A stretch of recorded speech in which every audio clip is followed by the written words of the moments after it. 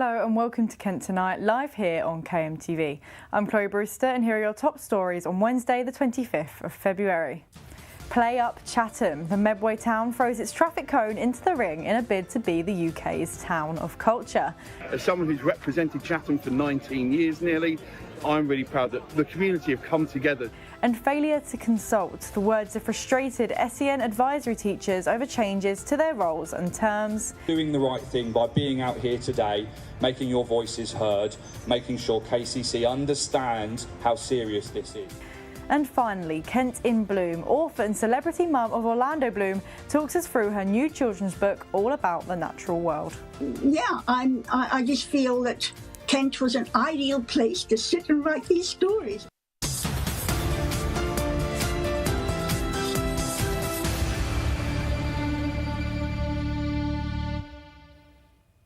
But first, our top story tonight. Chatham has launched its bid to be crowned the UK's Town of Culture, a government scheme to boost local pride and regeneration. This comes after the success of the City Town of Culture competition.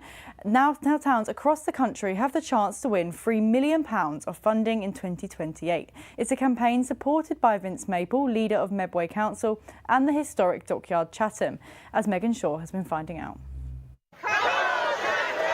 With the scarf unrolled and residents involved, the campaign begins for Chatham to be the UK's first town of culture as part of a government scheme. I'm really incredibly proud. As someone who's represented Chatham for 19 years nearly, I'm really proud that the community have come together to say, actually, this is an opportunity actually to put right some of those naysayers and say, look, it's not perfect, but my goodness, there is so much good stuff happening here. And if they were successful, I've got no doubt that that funding would go not just to the people of Chatham, but the nature of how Medway works, of course, wider Medway would benefit from that, and that's great too. You might be familiar with City of Culture, a competition ran by the Department for Culture, Media and Sport that awards a city the title and funding to boost regeneration and local pride. Every town has its own unique story to tell. Now, the contest has its own category for towns, with the first one to be awarded in 2028.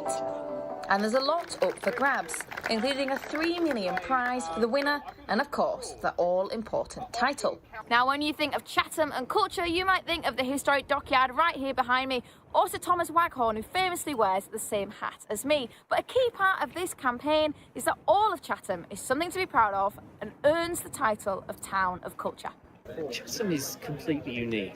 It's an industrial town, but it's a town that's seen regeneration many times through its history. So it's developed as this centre of innovation and technology through its shipbuilding. But the dockyard closed 40 years ago, and Chatham's been on a journey ever since then as well. So it's had to deal with the closure of huge amounts of industry and the rise from the Phoenix and the Flames, actually being able to mark that as town of culture and look at some of the incredible things that have happened in the last 40 years. It's an amazing opportunity to celebrate that. But Chatham isn't the only town in Kent throwing their hat into the ring, with Folkestone and Deal both campaigning for the title.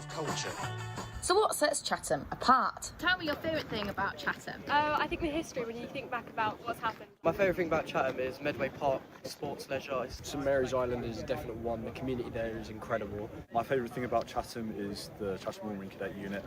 And it won't be until spring when the official shortlist is announced. So until then, residents will have to stay loyal and true to the town. Megan Shaw, KMTV in Chatham. Now, a busy main route in Chatham has been closed following a bus blaze. Part of Dock Road was closed earlier today by emergency services responding to a fire on a double-decker bus. 2 fire engines attended shortly before 1 p.m. and crews used a hose reel jet to extinguish the fire. Now, Finn McDermott attended the scene earlier. Finn, tell us about how all this started. Well, the fire services believe that the fire started in the engine compartment of one of these buses, which the fire broke out and the bus broke down at the top of Dock Road near the historic Dockyard Chatham. I was there on the scene about 20 to 30 minutes after it happened, and I actually spoke to a local who had been on one of the buses, who described how the driver pulled over, made everyone get off the bus, and that, in her words, the bus went up in flames. And she said the police, fire brigade and ambulance were all here within a matter of minutes. And we can see some of the pictures now of this road, which is enclosed by these two walls, and this smoke just billowing out. And as I say, the police closed the road at the top of the roundabout and also at the bottom. So there are actually some buses sort of trapped, if you like, for about 20 to 30 minutes between these two closed roads. So it was quite an interesting scene to see, I suppose, quite difficult, obviously. But luckily, as I say, no one was hurt, no one was injured, and everything was dealt with quite swiftly. What was the scene like when you were there? Was it quite organised? Was it a bit of chaos? Tell me. Well, it was quite organised. You, as I mentioned, had the road closed at both the top and bottom. You had police cars at either end. And as I arrived, it was about 20 to 30 minutes after, so the fire had been fully put out, and you can see some images here now of the firefighters fully extinguishing any remaining parts that may have been on fire, but they had fully extinguished it, and it was all wrapped up once I'd been there. And the fire service said that they had 2 engines attending, used a hose reel jet to extinguish the fire, and there were no reported injuries. Right, so this obviously isn't something you see every day. What was it like being there earlier and just seeing the bus into the state it was? Well, it was not something I personally have seen before. I've covered quite a few fires here at my time in KMTV. This is the first time that I'd seen a sort of a vehicle fire like this, with the burn marks on the outside, and they had the back of the bus open as well and a full missing wheel. But as I say, it was dealt with very quickly. No one was injured, and it was all sorted. Perfect. Thank you so much, Finn, for telling us about that and what you saw on the scene today. Now, a mosque in Gillingham remains unfinished due to £4 million shortfall. 13 years ago, the mosque was awarded planning permission and was set to boast as a 92-foot super mosque, but it's been at a standstill and is said to need £4 million to progress. The Kent Muslim Welfare Association says that if it ever finished, it could be the most iconic building in Gillingham, though members of the local community call the unfinished building an eyesore. Documents submitted to the council's planning department in 2013 said the building will be iconic and will make a positive contribution to the location. Now, a grandmother in Ashford has been left heartbroken after the council confirmed she couldn't return to her home after a devastating fire last month. Claire Bye of Beaver Lane was initially informed she would be able to return to the home once the council-owned property had been repaired. However, Ashford Borough Council deemed the property inhabitable due to the extent of the damage and contamination from asbestos. The 56-year-old mother of 7 currently resides in temporary accommodation with no timeline as to when she will be permanently rehoused. Today, Kent's MPs arrived in Parliament for the PMQs and witnessed debates from Epstein to student loans to Greenland. But what were some of the main takeaways for Kent? I spoke to Jay Blakesley earlier on today to talk all about what went on. So, Jay, what have Kent's MPs actually been saying in Parliament today? Well, the Conservative MP for Herne Sandwich, Sir Roger Gale, spoke today to the Prime Minister about how dissatisfied he was how the Prime Minister handled a particularly upsetting criminal case that might have came his way about 2 months ago. Take a look. Roger Gale. Thank you, Mr. Speaker. Mr. Speaker, you will recall that some months ago I asked the Prime Minister why, as the Director of Public Prosecutions, he did not bring charges against Mohammed Fayed for rape and for assault. And the Prime Minister replied that this did not cross his desk. I understand that the Met Police delivered 2 dossiers to the Crown Prosecution Service. So if the Prime Minister didn't see them, who did? And could he tell the House when he expects the Metropolitan Police to bring charges against those who aided and abetted Fayed? Prime Minister. I stand by my answer. Hundreds of thousands of files are submitted to the Prosecution Service every year. It is important that the investigation is going on. I can't tell him when the decision will be made or what the decision will be, as he well knows, but it is important that every allegation is properly investigated and properly dealt with according to the law. So what else was discussed that folks here in Kent might want to know? Well, there was actually quite a large outrage in lieu of the release of the Epstein files and, of course, the arrest of Prince Andrew recently. And Ed Davey, the leader of the Liberal Democrats, very particularly pressed the Prime Minister for answers regarding the use of UK airports by Epstein and his co-conspirators. So earlier today, we spoke to Mike Martin, who is Kent's first and only Liberal Democrat MP, about the larger issues and opinions here. Yeah, so I think yesterday was a really important day. The Lib Dems tabled a humble address which forced the government to release all of the files relating to Andrew's appointment as a special trade envoy about 15 years ago. And there are loads of questions around whether Mandelson pressed the government, or whether the royal family indeed asked for Andrew to be given that role. And so it's not really clear how he got that role. And then there's a lot of questions as well around his behaviour in that role. And I think that, this leads on to the current police investigations. I don't want to say too much more, but the key fact is that the government is going to be releasing those papers as a result of the Liberal Democrat motion. Sure, liberalism at its essence is about holding truth to power, and it's absolutely right that we see all of the papers relating to his previous work so that we can judge for ourselves as the public. And still to come here on Kent Tonight after this short break, we'll take a look at a protest by SEN advisory teachers who held the demonstration outside County Hall in Maidstone this morning over changes to their roles and terms and conditions. And we'll see how Kent has been heating up with our reporter Naila Mohammed enjoying the sunny weather, lucky her, and giving us a scoop on why it's happening now of all times. We also take a look at Swanton House in Ashford, which will finally get development after being left abandoned. All that and more after this short break. See you soon.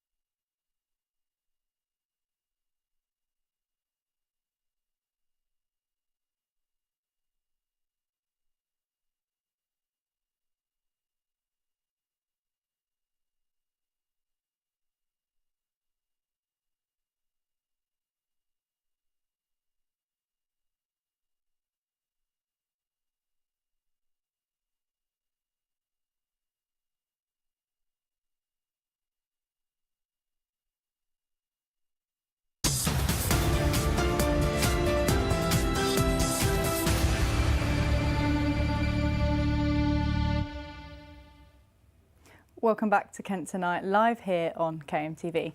Now, staff from the Specialist Teaching and Learning Service, or STLS as it's otherwise known, held a protest outside County Hall in Maidstone this morning over changes to their roles on terms and conditions. The demonstration follows the service's move to Kent County Council in August, with members saying they were not adequately consulted about the changes. Maisie Walker went down to Maidstone to report on this story. You're doing the right thing by being out here today, making your voices heard, making sure KCC understand how serious this is. This morning, members of the Specialist Teaching and Learning Service, STLS, gathered outside County Hall in Maidstone to protest changes to their roles and terms and conditions. This comes after the service's transfer to Kent County Council in August, with STLS members claiming that they were not properly consulted about the changes. Kent SEN advisory teachers are going on strike due to proposed plans over their working conditions, fearing that maybe there is no other option. This ballot is about the failure to consult. These members were working in schools until September. Now they've been brought back in-house. Their job has changed. KCC feel that they consulted properly. We don't believe that they did so we want them to properly consult on the changes to these job roles with our members. Our concerns are for the well-being of our children of Kent. We do have an increase, so many children that have special educational needs. Like I said, the disability side of it is we are safe, we are covered. However, it's the other children who are missing out, and it is these highly qualified teachers, experienced senior teachers who have got additional qualifications, who are not being allowed to support the schools that they have supported for years. The Green Party confirmed its backing for the STLS, with Councillors Stuart Jeffrey, Mark Hood and Paul Steptoe attending in support.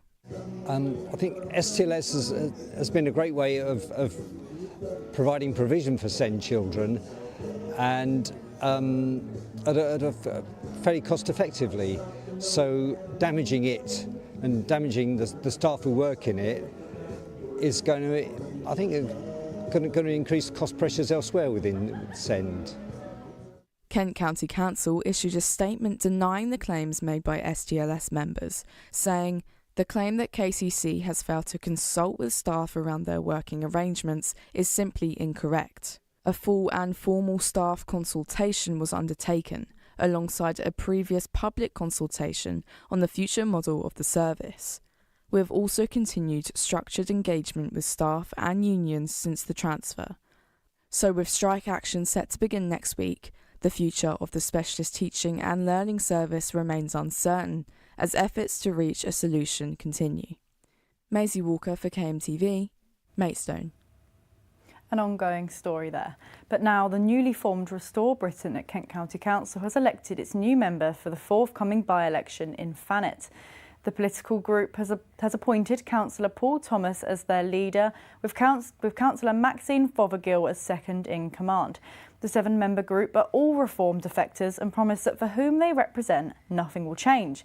But their former party say Restore has a very low bar for defections. The party plans to get permission from the Electoral Commission to field a candidate in time for the Cliftonville by-election. Now, a new nightclub in Margate that promised to bring a London clubbing vibe to the town has been shut down by bailiffs just 9 months after opening. The venue, called Power, was sealed off following enforcement action after reportedly failing to meet its lease obligations.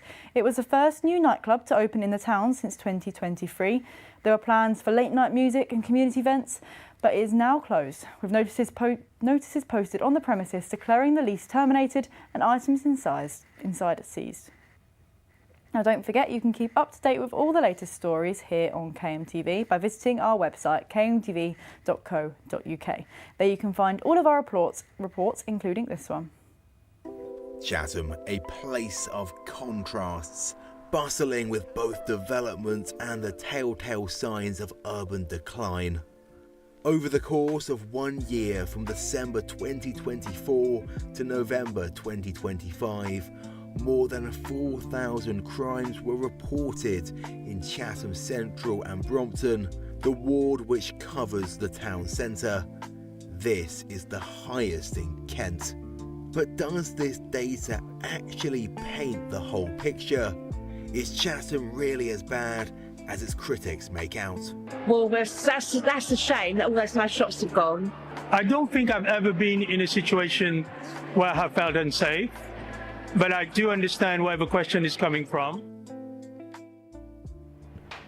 Counting his stock, Sheikh Islam has run businesses in Medway for decades. He knows firsthand how difficult it can be in the town centre. When I very scared, you can see I got CCTV camera everywhere. Still people come in. Sometimes they are begging for money. They're begging for free food, and it's told, you know. I got 3 or 4 times they try to take good and go run away. So it's not feel safe for his small business especially. But there are works underway to transform Chatham's reputation. Have a look at that building behind me, part of the Chatham waterfront development, providing new residential buildings here in the town centre. The hope is that this will make it a safer area for people to work and for people to invest in the future. Antisocial behaviour exists wherever you let it exist, and we're not allowing that to happen. So we are investing in our town centres. We have put forward the shopfront grant scheme for businesses so that they can tidy up the area by actually making it aesthetically more pleasing by upgrading their shopfronts. There's a lot of work to that effect to making Chatham Town Centre a more inviting place for businesses. St John's Church has been a success story in Chatham's regeneration. A previously derelict building brought back to life as an asset for those that live here. I think sometimes because of its difficult past, and particularly we think back to time since the closing of the dockyards, actually it's been a really difficult time for people and for a couple of generations of people that have lived in Medway. And so there's almost, I think, for me, a call to look beyond some of that, not to brush it under the carpet, but to say, well, look at what is happening. Look at the scene behind me and the diversity and the vibrance and the fun and the families that are emerging and calling this place home. But those at the church are more divided about whether Chatham has turned a corner. I've seen quite a lot of crime going on, and then now all of a sudden it has cut down a little bit. Going down the high street, no, we don't feel safe going down the high street, no. I think it hasn't got a reputation, but I'm a Chatham girl, so I feel safe here because it's what I know. The reputational writing is on the wall here, though not everyone agrees about what it says. The future for this post-industrial town is very much under construction. Ollie Leader in Medway. Now, I don't know if you've noticed, but the sun was actually out in Kent today, and temperatures in some areas of the county have even reached 17 degrees. This comes as a welcome change to the wet February that Kent and the rest of the UK has been facing so far. Some people enjoy the sudden sunny weather, with others slightly more concerned. I'm not, I can tell you that. Earlier today, our reporter Naila Mohammed went to Rainham to find out more about whether this sudden change does more harm than good. I'm here in sunny Rainham where it's finally 17 degrees and I can leave my umbrella at home. And with what's been a wet year so far, this week could be a welcome change, with highest temperatures across the county reaching 17 degrees, likely to be the warmest day of the year so far. But what are residents in Rainham doing on such a sunny day like this? Just went for a walk. I take photographs, so I've been out taking a few photographs. Enjoying the sunshine. I spent some time out last day. I must admit, I did spend my free inside today because I had free for the middle of the day. I did spend them inside because I was doing work. You know how it is. I used to do work in school. It's a great charity. But yeah, it's nice to not be consistently raining down while walking home. No, I actually just bought seed in February. You don't seed your lawn in February. It's lovely, but it's not right. Global warming, we shouldn't be walking around like I am today. So, yes, in maybe end of March, May even, but not now. No, I know, and everyone, it makes you feel better, but it's not right to have sunny weather in February. But what is the impact of unexpected warm weather on the county? Well, unpredictable and consistent warm weather actually tricks plants and trees into budding sooner than they should do, exposing new plant growth to cold snaps which then die off because they're not ready to deal with these new cold temperatures, which is what happens to a lot of crops this time of year because February is getting warmer and warmer each year. So these new crops are tricked into growing and then die off. It also increases the risk of floods and waterlogged soil, but this is only consistent with prolonged dry spells. And on that note, let's take a look at the weather for the rest of the week. You don't need me to tell you that recently we've had a lot of wet weather, but today, as Naylor has been telling us, it's been nice and sunny across the county. So will our beer gardens be warm for the weekend? Let's have a look at your forecast.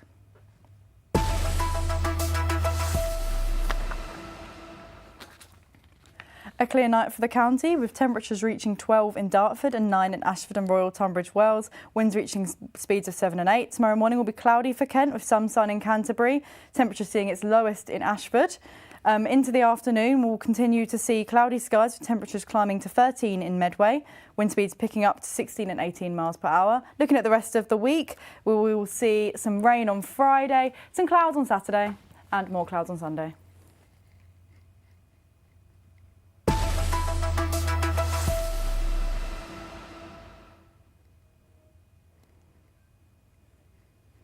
The sun is out, so let's enjoy the nice weather together on Kent Tonight after the break. We discuss a Kent couple who have become the first to welcome a British baby born using a transplanted womb from a dead donor. Dr. Spinks also will join us to talk to us about how doctors may have potentially been given commissions in order for patients to use weight loss drugs. All that and more after the break.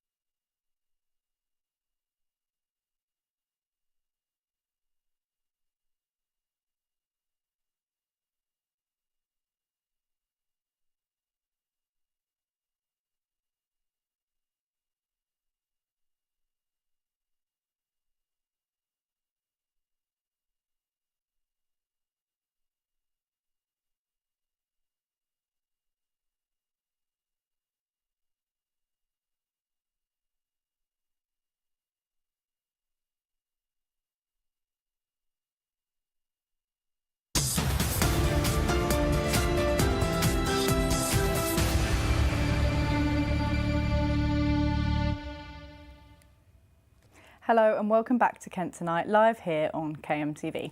I'm Chloe Brewster and here are your top stories from Wednesday the 25th of February.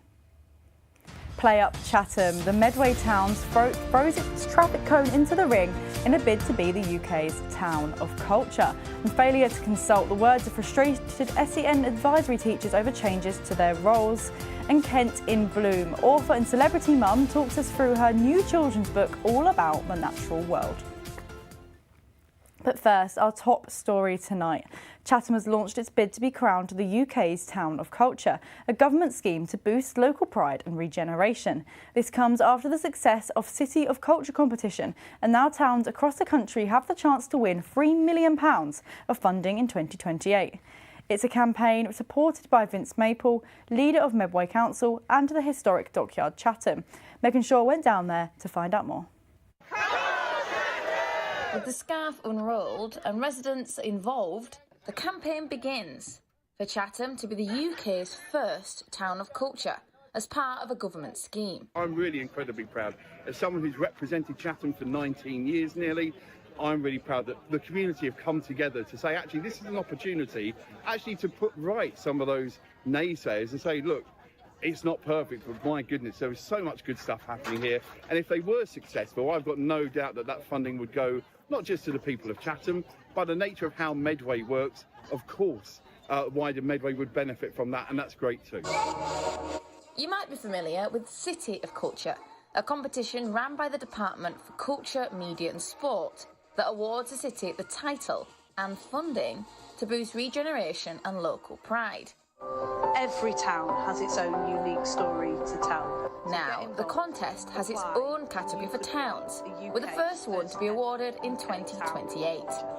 And there's a lot up for grabs, including a £3 million prize for the winner and, of course, the all-important title. Now, when you think of Chatham and culture, you might think of the historic dockyard right here behind me, or Sir Thomas Waghorn, who famously wears the same hat as me. But a key part of this campaign is that all of Chatham is something to be proud of and earns the title of Town of Culture. Chatham is completely unique. It's an industrial town, but it's a town that's seen regeneration many times through its history. So it's developed as this centre of innovation and technology through its shipbuilding. But the dockyard closed 40 years ago, and Chatham's been on a journey ever since then as well. So it's had to deal with the closure of huge amounts of industry and rise from the phoenix and the flames, actually being able to mark that as town culture and look at some of the incredible things that have happened in the last 40 years. It's an amazing opportunity to celebrate that. But Chatham isn't the only town in Kent throwing their hat into the ring, with Folkestone and Deal both campaigning for the title.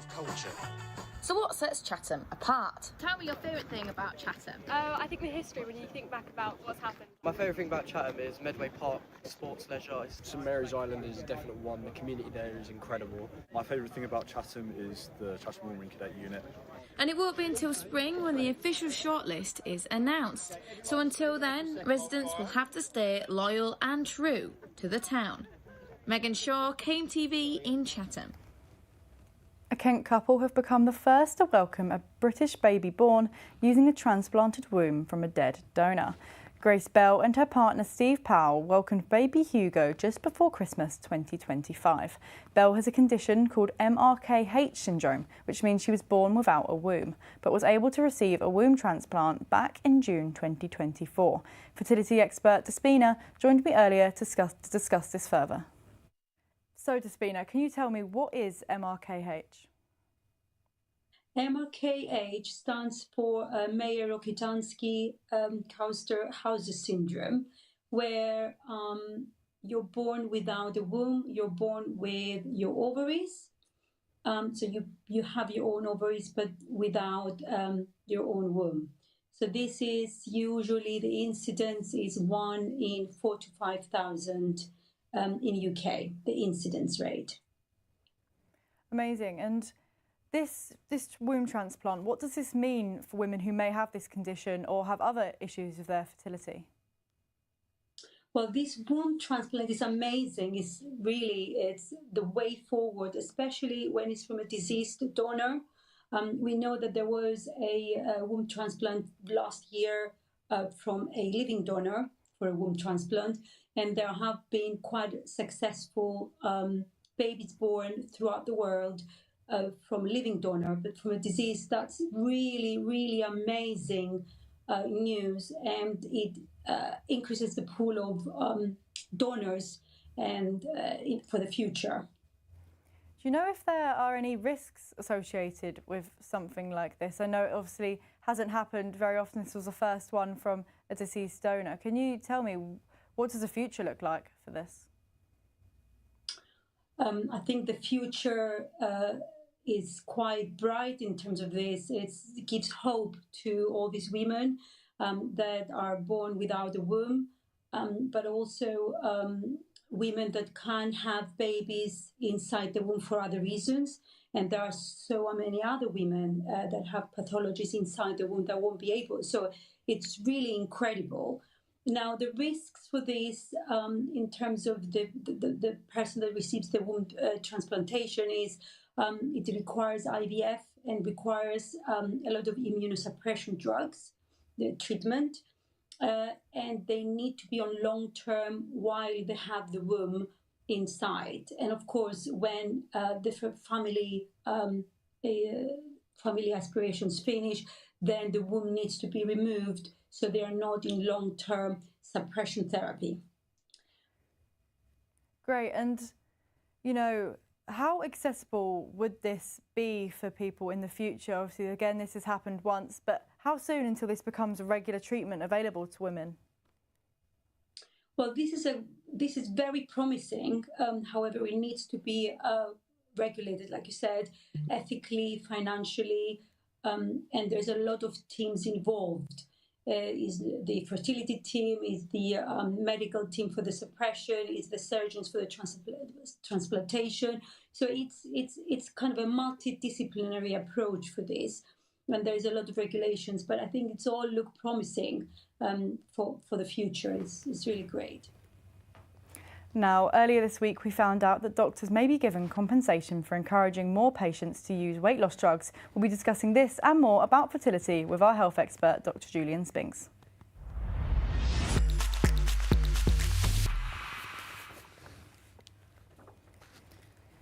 Spinks, we heard a bit about what this might mean for Kent with people with fertility issues. Do you see this womb transplant as transformative?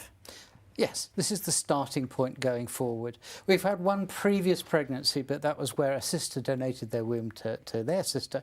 But taking things like being able to transplant a womb out of someone who's dead into somebody else and have it work properly, and being able to produce a baby despite having to be on quite powerful drugs and so on, is really a breakthrough, because these are people who have no other way to have their own child because their womb is missing. Thankfully, the condition leaves them with ovaries so they can have their own eggs and the husband or partner's sperm put together to produce that baby. But really, it marks another breakthrough for people who have low fertility or problems. So we know in early 2025 a baby was born with a womb transplant from a living donor. So what does it mean for the research that this womb was from a dead donor? How does that support the research going forward?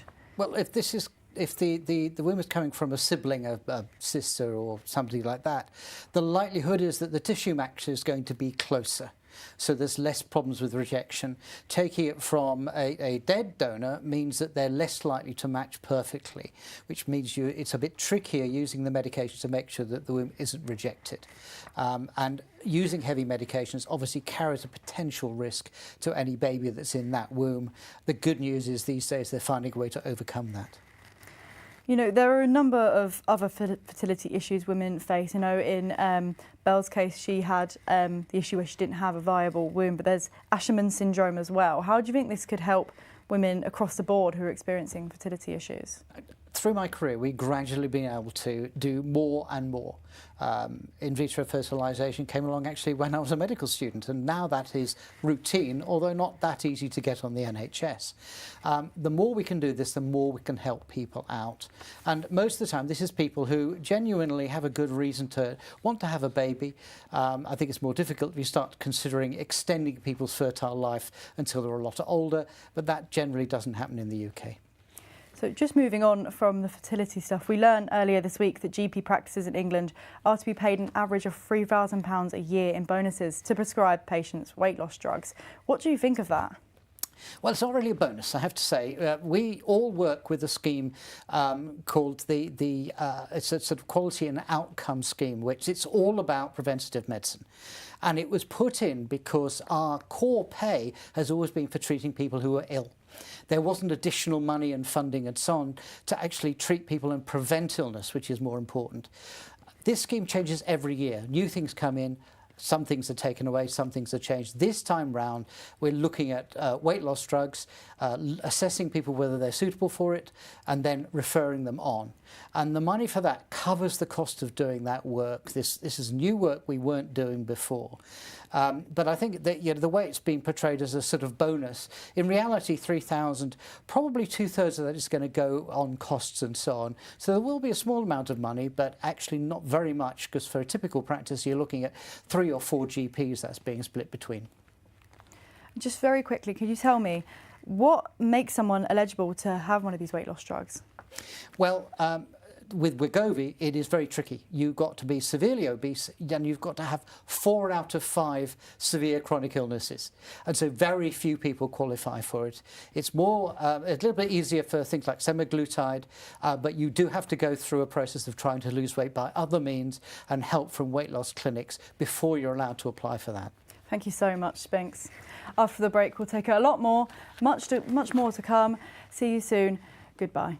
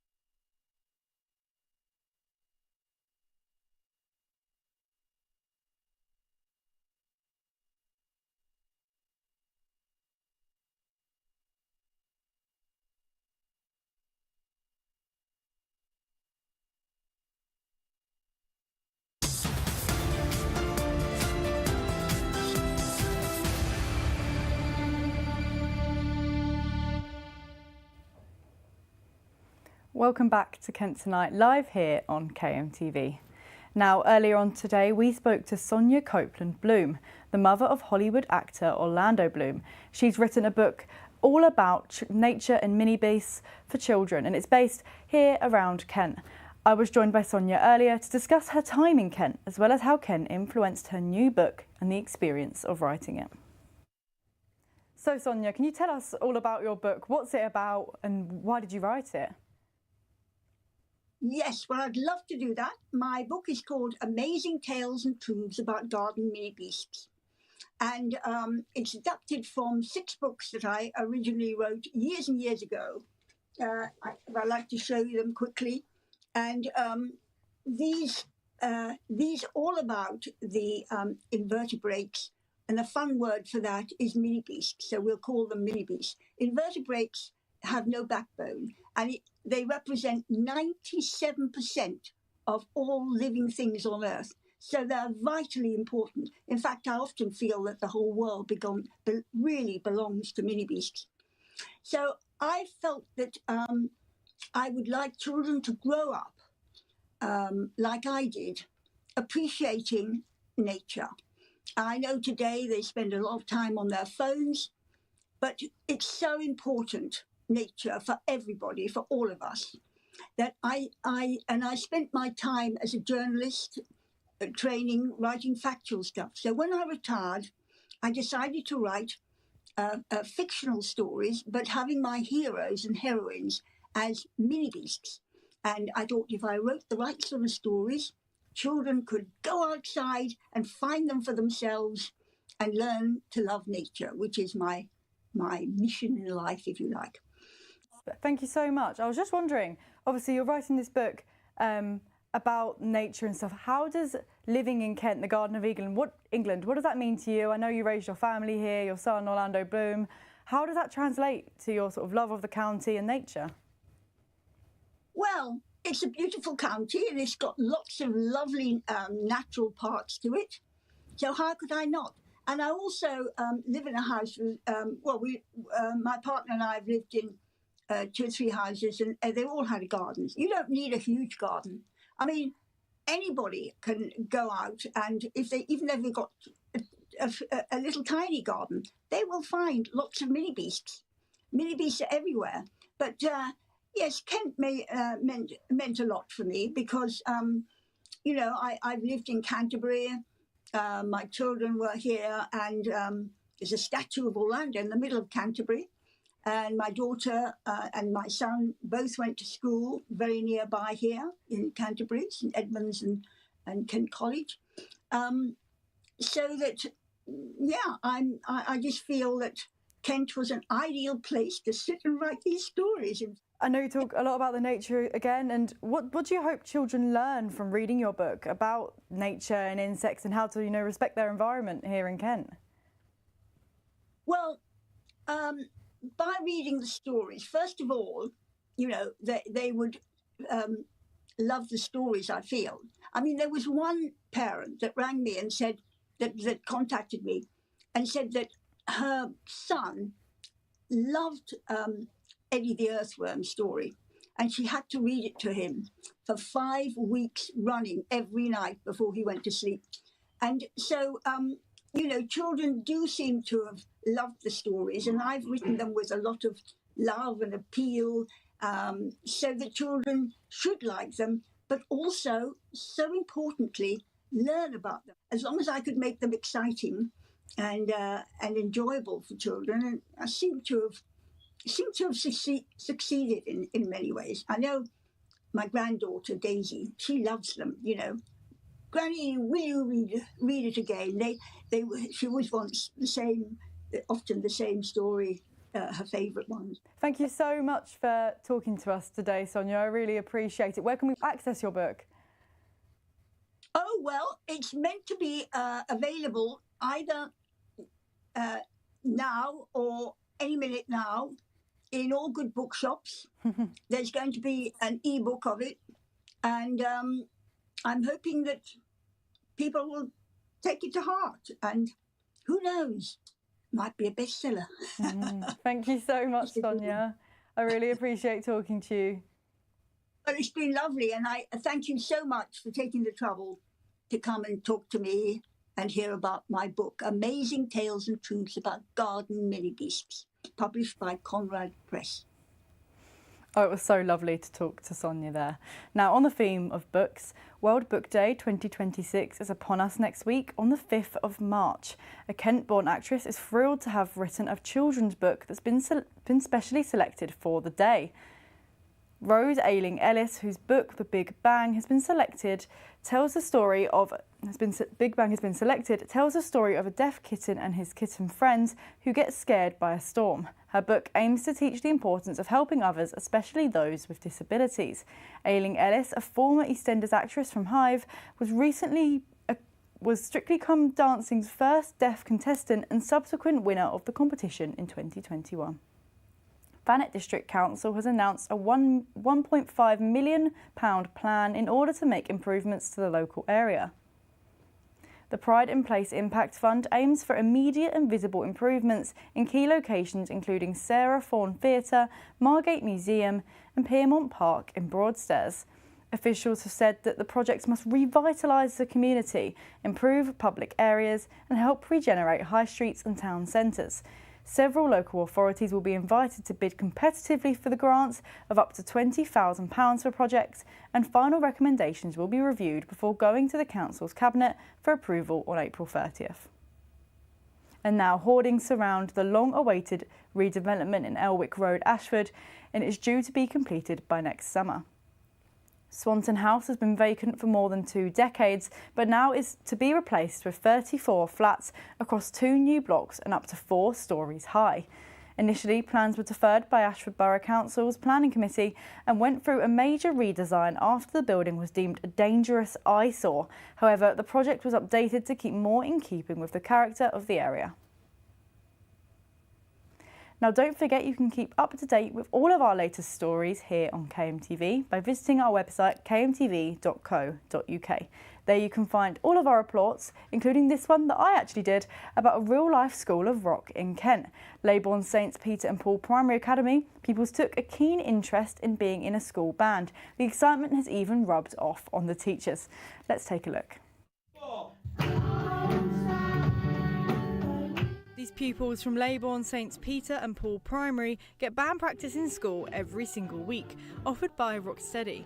Most pupils who come into Rocksteady have no prior musical experience, and some get their places for free through a bursary scheme.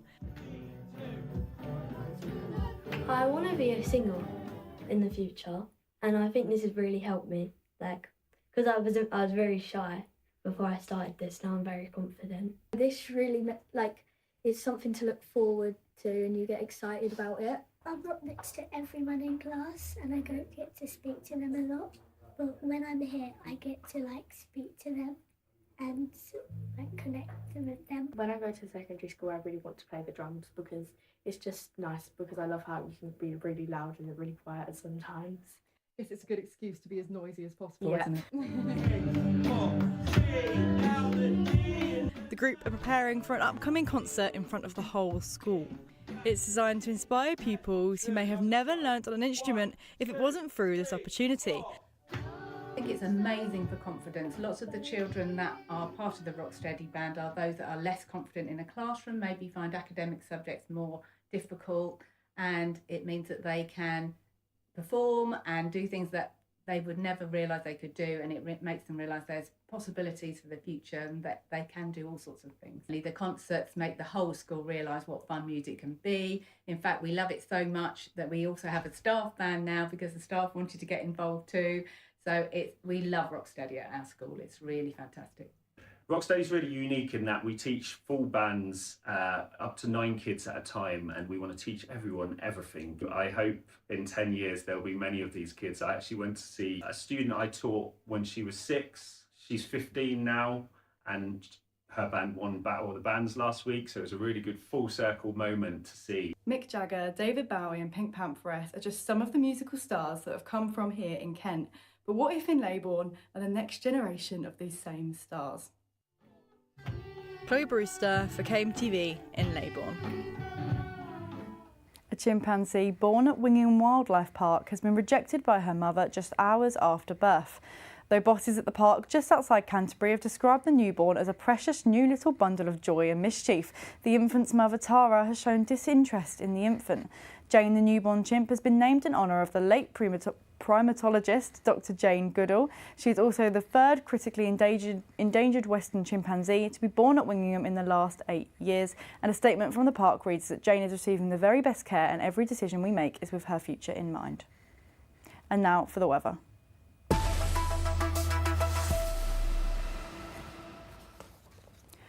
A clear night for the county, with temperatures reaching 12 in Dartford and 9 in Ashford and Royal Tunbridge Wells. Winds will reach 7 or 8.